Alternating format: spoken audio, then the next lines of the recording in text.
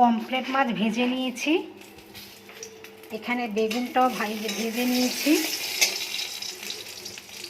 বেগুন দিয়ে পমফ্রেটে মাছ ঝাল করব। তেল গরম হয়ে গেছে, কালো জিরে ফোড়ন দিয়ে দিচ্ছি। আর এখানে হচ্ছে ধনেপাতা, পেঁয়াজ, রসুন, আদা, টমেটো, কাঁচা লঙ্কা পেস্ট করে নিয়েছি। এটাকে ভালো করে একটু ভেজে ভেজে নেব, তারপরে হলুদ দেব। পেঁয়াজ মশলাটা ভাজা ভাজা হয়ে এসেছে, এবারে হলুদ দেব আর হচ্ছে কাশ্মীরি লঙ্কা দেব। যেহেতু হচ্ছে কাঁচা লঙ্কা দিয়েছি, এটাকে আরও ভালো করে কষে নেব। এবার একটু নুন দিয়ে দেব। মশলাটা কষা হয়ে গেছে,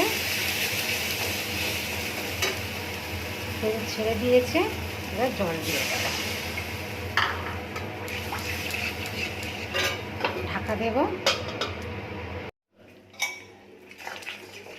ঝোল ফুটে গেছে, এবারে মাছগুলো দিয়ে দিচ্ছি, পমফ্রেট মাছ দিয়ে দিচ্ছি।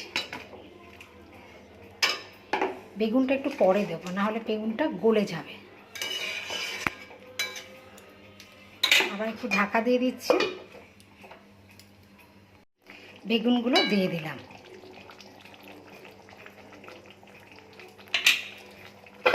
আর একটু ঢাকা দেবো, আর ধনেপাতা দিয়ে দিচ্ছি।